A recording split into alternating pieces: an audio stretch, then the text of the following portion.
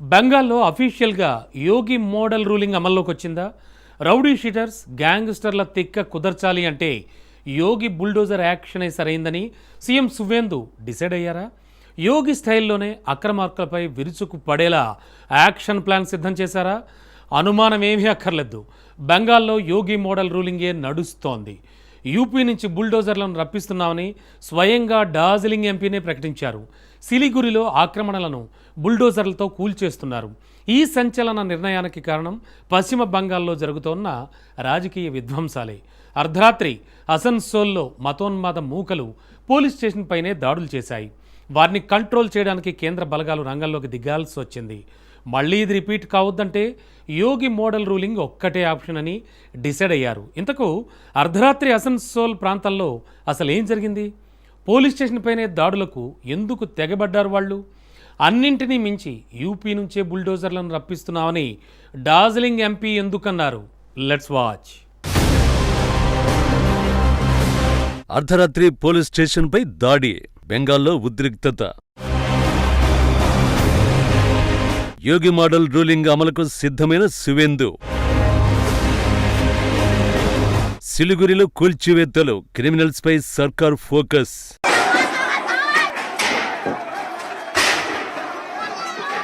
పశ్చిమ బెంగాల్లోని ఆసన్సోల్ ప్రాంతంలో అర్ధరాత్రి జరిగిన మూకదాడికి సంబంధించిన దృశ్యాలే ఇవి. జహంగీర్ మహల్లా పోలీస్ అవుట్ పోస్ట్ పై అల్లరి మొక్కలు విరుచుకుపడ్డాయి. రాళ్లు రువ్వడం, వాహనాల ధ్వంసంతో ఆ ప్రాంతం రణరంగంగా మారిపోయింది.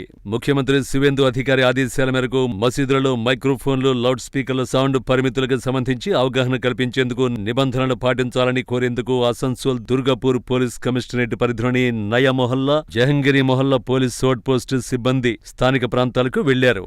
ప్రార్థనల సమయంలో శబ్ద తీవ్రతను తగ్గించాలని, శబ్దం మసీదు ప్రాంగణానికే పరిమితం కావాలని పోలీసులు మసీదు కమిటీ సభ్యులతో మాట్లాడుతున్నారు. అయితే ఈ తరుణంలో పోలీసులు శుక్రవారం రాత్రి ప్రార్థనలను అడ్డుకోవడానికి ప్రయత్నిస్తున్నారనే వదంతులు క్షణాల్లో వ్యాపించాయి. అప్పుడే ముస్లిం వర్గానికి చెందిన అసంఖ్యాక శక్తులు ఒక్కసారిగా రెచ్చిపోయి జహంగీర్ మొహల్లా పోలీస్ స్టేషన్ పై మూకదాడికి దిగాయి. వదంతులతో రగిలిపోయిన ఆందోళనకారులు నేరుగా పోలీస్ స్టేషన్లకు చొరబడి విధ్వంసాన్ని సృష్టించారు.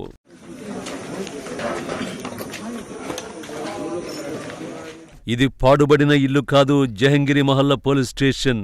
ముస్లిం అల్లరి మొక్కలు ఏ రేంజ్లో రెచ్చిపోయాయో చెప్పడానికి ఈ దృశ్యాలే ఉదాహరణ.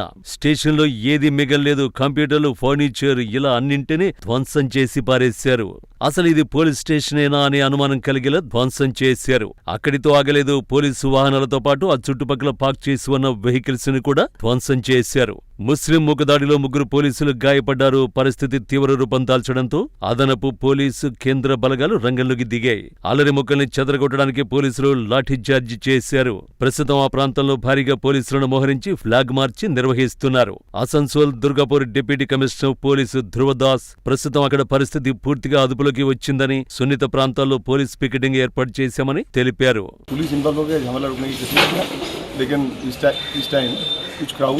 आउटपोस्ट का तरफ पत्थर फेंके, इसमें हमारा कुछ माइनर डैमेज हुआ है. तो हम अभी CCTV देखकर कौन था इन्वॉल्व हम आइडेंटिफाई कर रहे हैं. इन लोग का एजेंट में एक्शन है. अभी सिचुएशन कंट्रोल में है. इस जगह में हम लोगों ने पुलिस पिकेट इंट्रोड्यूस किया है, लेकिन सुबह से नॉर्मल सी चल रहा है. जो नॉर्मल एक्टिविटी है लोकल लोगों का वो चल रहा है. శుక్రవారం రాత్రి 9 గంటల ప్రాంతంలో 2 వర్గాల మధ్య జరిగిన ఘర్షణ పోలీస్ చౌకీపై రాళ్లదాడికి దారితీసిందని, ప్రస్తుతం అక్కడ పరిస్థితి అదుపులోనే ఉందని Asansol Durgapur police commissionerate deputy commissioner of police Dhruvadas స్పష్టం చేశారు. ప్రభుత్వాస్తులను ధ్వంసం చేయడం, విధుల్లో ఉన్న పోలీసులపై దాడికి తెగబడ్డంపై కేసు నమోదు చేసి పూర్తిస్థాయి దర్యాప్తు ప్రారంభించినట్లు తెలిపారు. నయా మొహల్లా పోలీస్ చౌకీ పరిసరాల్లోని CCTV కెమెరాల రికార్డింగులను, అలాగే స్థానికులు, మీడియా ప్రతినిధులు తీసిన వీడియోలను పోలీసులు జల్లెడపడుతున్నారు. రాళ్లు రువ్విన వారిని, గుంపును రెచ్చగొట్టిన వారిని డిజిటల్ సాక్ష్యాల ఆధారంగా గుర్తిస్తున్నారు.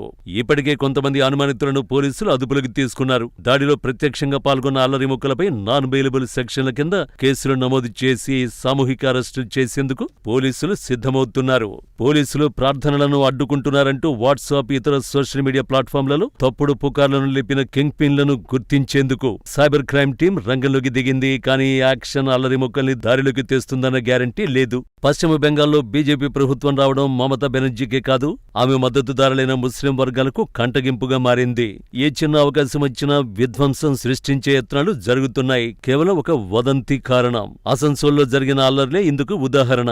ఈ తరహా విధ్వంసం భవిష్యత్తులోనూ జరిగే అవకాశం లేకపోలేదు. ఈ క్రమంలోనే యోగి మోడల్ రూలింగ్ అమలు చేయాలనే డిమాండ్లు మొదలయ్యాయి. ఎందుకంటే యూపీలో ఇలాంటి ఘర్షణలు, పోలీస్ స్టేషన్లపై దాడులు జరిగితే యోగి నేతృత్వంలోని ప్రభుత్వం అత్యంత కఠినమైన దూకుడుతో కూడిన వ్యూహాన్ని అవలంబిస్తుంది. యూపీలో అల్లర్లకు పాల్పడే వారిపై ప్రయోగించే అత్యంత ప్రధానమైన ఆయుధం బుల్డోజర్. ప్రభుత్వ ఆస్తులను ధ్వంసం చేసిన, పోలీసులపై దాడులకు దిగిన ఆ అల్లరి మొక్కలకు నాయకత్వం వహించిన వారిని, ప్రధాన నిందితులను గుర్తించి వారి అక్రమ కట్టడాలను లేదా ఇళ్లను బుల్డోజర్లతో కూల్చివేయడం అక్కడ సర్వసాధారణం. అల్లర్లలో ప్రభుత్వ, ప్రైవేట్ ఆస్తులకు నష్టం కలిగిస్తే ఆ నష్టాన్ని అల్లరి మొక్కల నుంచే వసూలు చేయాలి అనే చట్టాన్ని యోగి ప్రభుత్వం తీసుకొచ్చింది. అంతేకాదు పోలీసులపై రాళ్లు రువ్విన, శాంతి భద్రతలకు విఘాతం కలిగించిన సాధారణ సెక్షన్తో సరిపెట్టారు. నిందితులపై జాతీయ భద్రతా చట్టం, యూపీ గ్యాంగ్స్టర్ యాక్ట్ కింద కేసులు నమోదు చేస్తారు. దీనివల్ల నిందితులకు అంత సులువుగా బెయిల్ రాదు. నెలల తరబడి జైల్లోనే ఉండాల్సి వస్తుంది. ఇలా చెప్పుకుంటూ పోతే అల్లరి మొక్కల తిక్క కుదర్చడంలో యోగి ఏ ఒక్క అవకాశాన్ని వదులుకో. అందుకే బెంగాల్లోనూ అదే మోడల్ని అమలు చేయాలంటున్నారు. ట్విస్ట్ ఏంటంటే ఆల్రెడీ బెంగాల్లో యోగి మోడల్ రూలింగ్ అమల్లోకి వచ్చింది. బుల్డోజర్ యాక్షన్ సిలిగురిలో మొదలైంది కూడా.